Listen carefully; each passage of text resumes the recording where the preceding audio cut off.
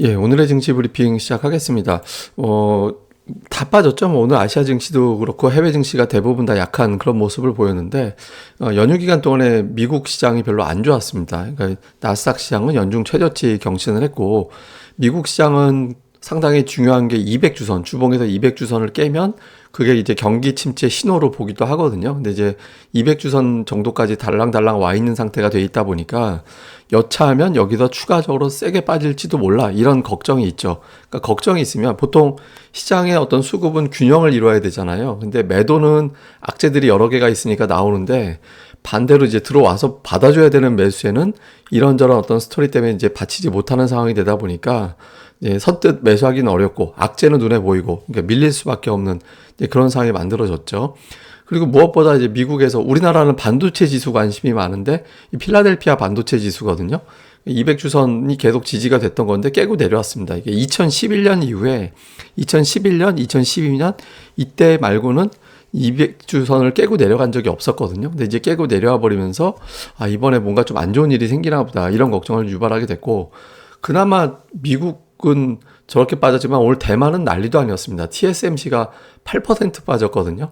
그러니까 TSMC 사상 8% 낙폭은 사상 최고로 알고 있는데 어쨌든 TSMC가 저렇게 급락하면서 전 세계 이제 반도체 이게 어제 기준인데 이거 오늘 기준이 아니라 오늘 빠진 거 더하면 또 달라지긴 할 텐데 그러니까 2,400억 달러의 어떤 시가총액이 없어졌다라는 거예요. 반도체 쪽에서만. 그러니까 미국과 중국이 또 반도체 가지고 또 이제 제재가 나오고 거기에 또 방어한다고 이런 거 저런 거 하면서 이제 반도체 관련된 종목들이 좀 부진하게 나오면서 우리 증시에는 이것도 역시 악재로 작용을 하는 그런 형태가 됐습니다. 그리고 특히 그 JP 모건의 다이먼 회장이 오늘 저는 이 발언이 투자자들에겐 상당히 공포감을 줬다라고 생각을 하거든요.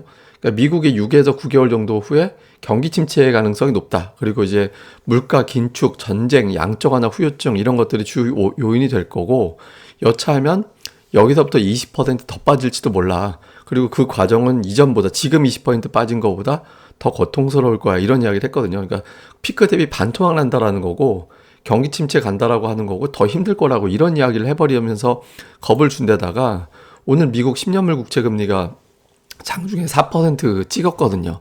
예, 4%라는 어마무시한 수준의 금리를 또 눈에 보고 하다 보니까 침체, 전쟁, 국채금리, 환율 막 이런 것들 숫자가 다 주는 압박감이 있죠. 이게 또 이제 시장을 좀 공포스럽게 만드는 그런 요인이 됐습니다. 그리고 이제 우크라이나 재료도 지금 채권금리, 우크라이나 문제 이 두 가지가 아시아 시장 눌렀다 이렇게 이제 외신에서는 평가를 하는데 이제 뭐 저녁에 공습 경고 이게 뭐 실제로 러시아가 공격했다라는 건 아니고 러시아가 미사일로 우크라이나 전역을 공격할지도 모르니 이제 좀 조심하자 뭐 이런 어떤 의미에서 공습 경고가 나왔대요. 그래서 어쨌든 그런 상황. 다음에 이제 푸틴은 또 확전을 할 거야 이런 식의 어떤 내용들이 보도가 되다 보니까 이게 또 자칫하면 뭐 곡물 가격 올리고 또 이제 에너지 가격 올리고 또 그런 상황이 될 수도 있는 거잖아요. 그래서 뭐 투자자들 입장에서는 다 지뢰밭이 돼버린 그런 느낌이었을 겁니다. 그러니까 이런 것들이 전체적으로 시장을 끌어내렸습니다. 근데 보면 수급은 또 되게 오늘 이상했어요. 예, 오늘 매도는 금융투자하고 투신권이 매도한 거였거든요. 연기금이 모처럼 좀 했고, 그러니까 증안펀드 들어올 거 감안을 해본다면 사실 연기금이 지금부터 막 매도할 것 같지는 않은데 어쨌든 제일 중요한 건 외국인이었는데 외국인이 매수를 했고 선물 사고 콜 사고 푸 팔고 개인들은 반대고 그러니까 이게 선물도 막판에 확 올라왔거든요. 그래서 외국인들 오늘 낙폭을 좀 너무 심한 거 아니야? 그러니까 이렇게 보는 것 같아요. 그리고 종목으로도 봐도 제가 오늘 아침에도 계속 말씀드렸지만 외국인 투자자들이 어떤 종목을 매수하는지도 중요한데 지난주 2차전지 반도체를 매수했다. 근데 그 틀이 깨져버리면 외국인들이 변심한 거야. 근데 하이닉스가 매수 1위였고 SDI, LG화학 그대로 들어가 있고 그 다음에 삼성전자도 그대로 들어가 있었거든요. 그러니까 외국인들이 변한 게 없어요. 예, 그리고 이제 기관 투자들이 사실 금융 투자가 매매 1위 가장 시장에 영향을 줄 때는 ETF가 되게 많이 들어오기 때문에 이제 수급을 분석하는 게 별로 의미가 없긴 한데 기관 쪽은 어쨌든 뭐 하이닉스, 삼성전자 전차를 팔았죠. 예, 전차 팔고 네이버를 이제 다시 매수하는 그런 형태를 보이긴 했는데 어쨌든 오늘 외국인 투자자들이 그래도 매수를 유지했다라는 거는 다행스러운 거. 그다음에 이제 코스닥 쪽에서는 그 바이오 계열의 어떤 종목들이 상대적으로 많이 포진했습니다. 사실 이건 좋은 건 아니에요. 왜냐하면 이제 바이오 계열의 종목들을 많이 살 때는 뭐 물론 좋게 보면 유동성이 되게 풍부할 때다 이렇게 보기도 하지만 또 다른 측면에서는 실적장에 대한 확신이 없을 때 또 저런 종목을 매수하기도 하거든요. 예, 그런 게 좀 보이는데 밑으로 가면 조금 다릅니다. 원익 IPS, BH, 심텍, LX 세미콘, 인탑스, 원익 QNC, 동진 세미캠 그러니까 이런 종목도 보이거든요. 그래서 외국인들이 일단 반도체 지수가 많이 빠졌지만 코스피 코스닥에서 관련된 종목군들은 아직은 매수하고 있다. 요거는 좀 다행스러운 거. 기관은 이제 2차 전지, 2차 전지 관련된 종목군들이 매수에 좀 눈에 상위권에 좀 포진해 있는 게 오늘 이제 특징이었던 것 같습니다. 자, 이후에 이제 이슈를 좀 보면 그 미국에서 반도체 지수가 이틀 동안 10% 빠졌거든요. 오늘 10% 빠진 거에서 오늘은 외국인들이 삼성전자, SK하이닉스 다 받았잖아요. 코스닥도 반도체 사고. 또 오늘 되게 심하게 빠지면 외국인들이 또 변심할지도 몰라요. 이게 이제 어떤 해석도 있냐면, 그러니까 지금 이게 미국과 중국 간의 전쟁이니까 우리가 그 틈에서 우리도 이제 좀 규제가 없진 않죠. 예, 그런데 상대적으로 규제를 좀 덜 타는 거라서 오히려 한국 반도체주가 좀 투자 대상이 될 수도 있다. 이런 해석도 있거든요. 그래서 어쨌든 근데 미국 반도체 지수가 너무 빠지면 영향을 받을 수밖에 없으니까 오늘 미국의 어떤 흐름 중요하고요. 그다음에 이제 국제유가가 이제 감산 때문에 올라가느냐, 경기 침체 우려 때문에 빠지느냐.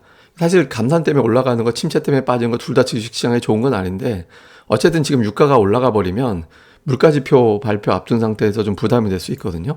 유가.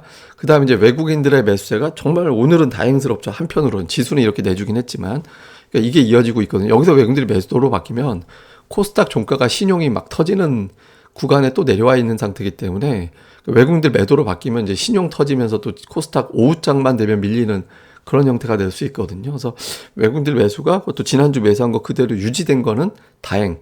이게 앞으로도 이어지면 더 다행.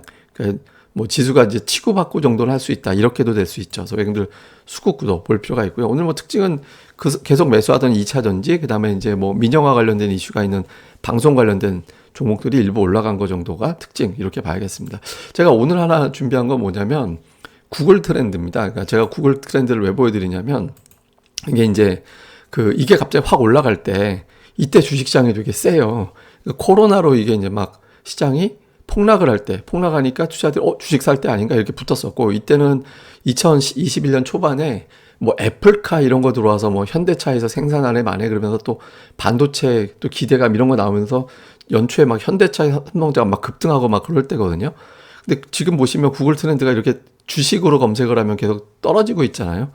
시장에 대해서는 이제 국내 유동성이 들어올 수 있는 상황이 아니다라는 거예요. 그래서 지금은 어쩔 수 없이 외국인들 수급을 봐야 되고 외국인들이 매수하는 종목군과 그거하고 연계되는 종목들을 좀 관심 있게 봐야 되는 거고 어느 순간 이게 쭉쭉 위로 올라가기 시작하면 국내 투자들의 유동성에 의해서 굉장히 강력한 업종 테마 장세가 만들어지니까 그걸 이제 그때 가서 또 판단해 보면 될 것 같습니다. 어쨌든 오늘 또 한번 요 내용도 한번 이제 보시라고 가끔 한 번씩은 주식으로 검색해 보면 되거든요. 구글 트렌드에서 이런 것도 한 번씩은 좀 챙겨 보시면 이제 시장이 있는데 좀 도움이 됩니다.